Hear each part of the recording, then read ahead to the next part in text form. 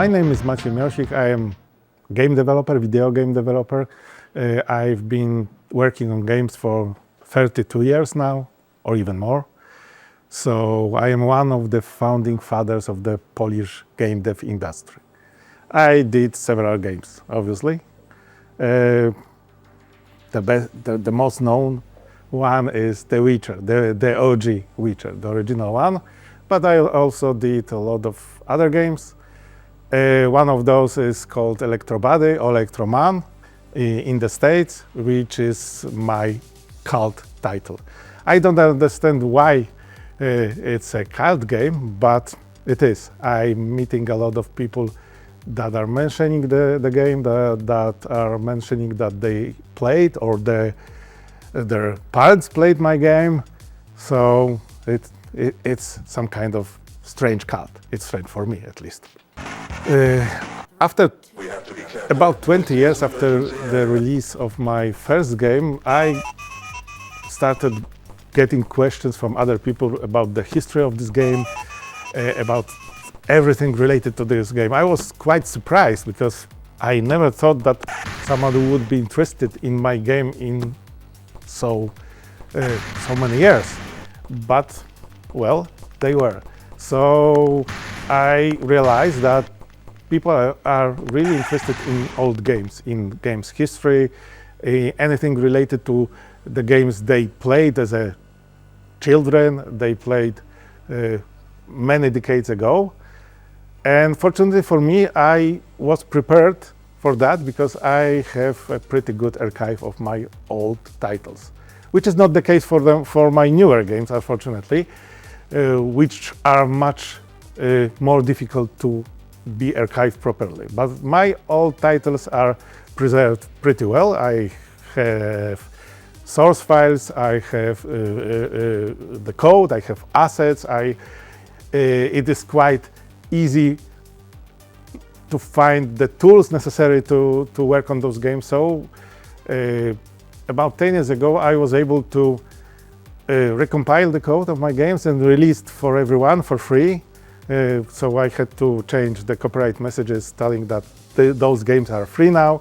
You can play if you want, if you are able to run those games, because those were DOS games. So you need some kind of technical knowledge in order to run them on the modern machines, but it's available.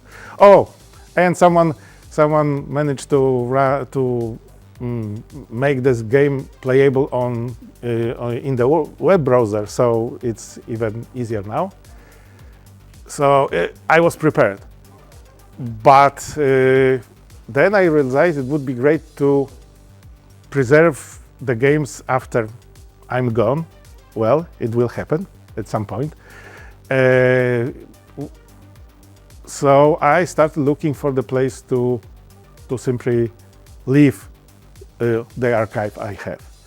Of course, I could publish them somewhere and hope for the best, which sometimes works, but I would like to rely on something more, reliable in that case. And I saw the GOG video about the game preservation. So, and I learned that I could donate my archives to the museum, which is a good idea, I decided. Unfortunately, we don't have such museum in Poland, at least the museum I can trust to keep it long enough. So I decided to follow the advice from the video and contact the Strong Museum in the States and discuss the possibility of donate my older archive there. They answered pretty quickly, and we talked about the details. I managed to find those archives because they are on my backups, and we discussed the whole procedure, which is quite easy. You have to simply send the files and sign some documents. When we talk about preserving video games at The Strong, we call ourselves the International Center for the History of Electronic Games, and we mean it. But it goes far beyond just preserving the games themselves, of which we have tens of thousands from all over the world. It extends to archival material that tells the stories about how our favorite games are made. I've been fortunate enough to talk with the team at GOG.com on a number of occasions now. When they reached out and put me in contact with Maciej, I was super excited. Preserving material outside of the US and even outside of Japan can be extremely difficult, both with the language barriers that exist and also just the lack of documentation about these game markets. We aim to make the donation process as simple as possible. Once we receive a donation, it is cataloged, creating a list of its contents, after which deed of gift paperwork is sent to the donor. Once signed and received, we can begin to process the collection further, looking at ways of making the collection available both for our over 700,000 yearly guests and to researchers coming to the museum. I want to be clear to the donors. While we have certain rights as a museum to make material available, it's typically only on-site only. We do not assume IP rights over any of the materials that you are donating.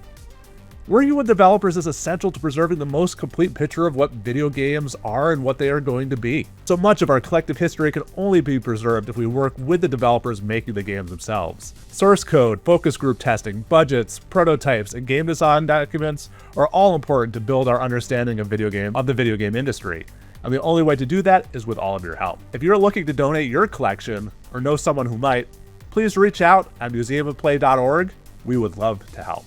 We accept donations both from development studios and publishers, but also from game developers who work on the games. The whole donation procedure was quite easy.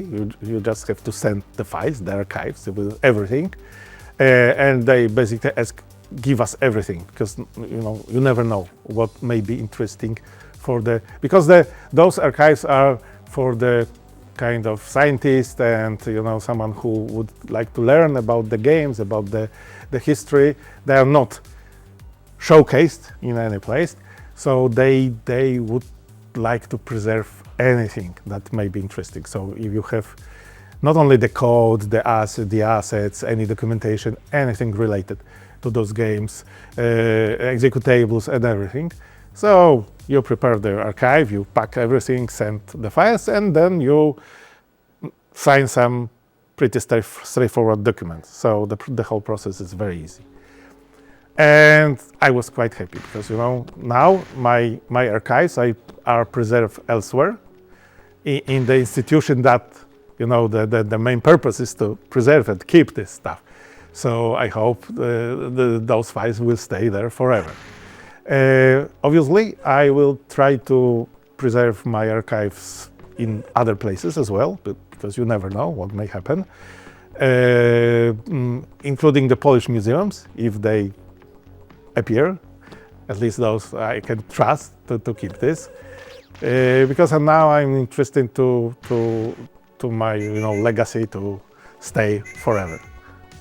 In order to create the effective archives, you have to do some stuff, basically. You need to think about this from the start. So try to preserve everything and keep copies of everything you do with your project. Obviously, source code files. Obviously, all the assets in any form. So if the assets are prepared in a special way to be included in the game, keep the source version as well. Keep different versions, even they are not used in the game. If you decided to cut some stuff from the game, keep this in your archive. Write documentation, make copies of your documentations, create frequent builds and back up all those builds, because they show the progress in your game. If you are recording some videos, some stuff from the game, keep all those recordings, no matter how bad they may be, because they are part of the history of your project. And try to document the progress of your project, not only in terms of technical documentations, but also who worked on your project, how the work was done. Make photos of everything, every office, every team meeting, gathering, anything. The office animals coming to your office, any parties you had, because that's also quite interesting, and this should be a part of your archive. Start from the beginning of the project, keep everything. Storage is cheap, so you can keep this, you can keep a lot of stuff. make backups, obviously, because you know, if you lose it, it will be lost forever. And that's all. Oh yeah, you have to remember about the tools, because we are using a lot of external tools.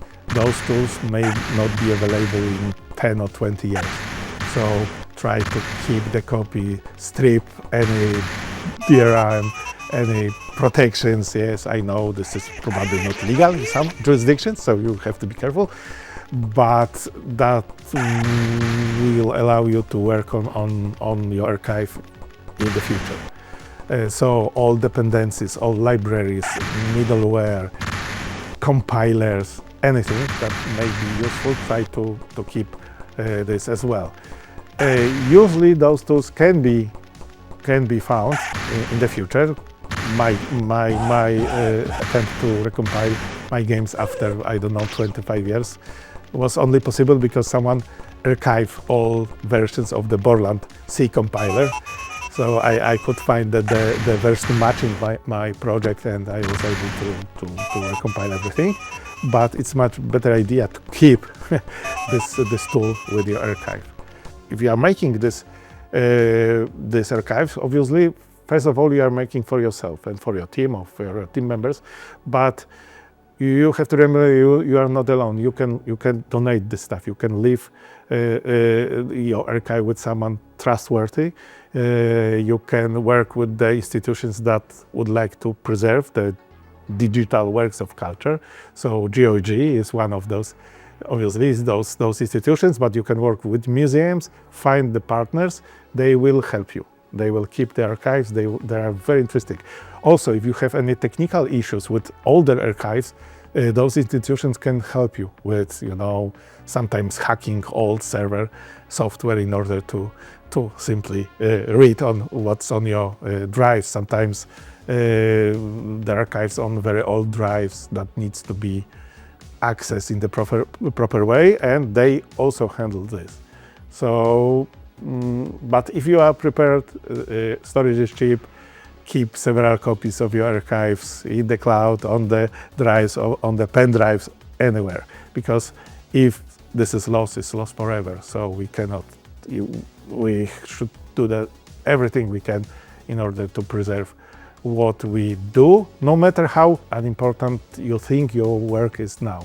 Because when I did my first game, I never expected that people would play my game in 20 or even more years, that more than one generation will play this game. And this game wasn't spectacular, you know, but still people play it, people are interested in 20 years. So even if you consider your game just a pure entertainment, which is important at this time, the fun associated with the game may be quite important for the people in the future. So they would be interested in recreated memories, bring some nostalgia, and the only way to allow them is to keep your work preserved.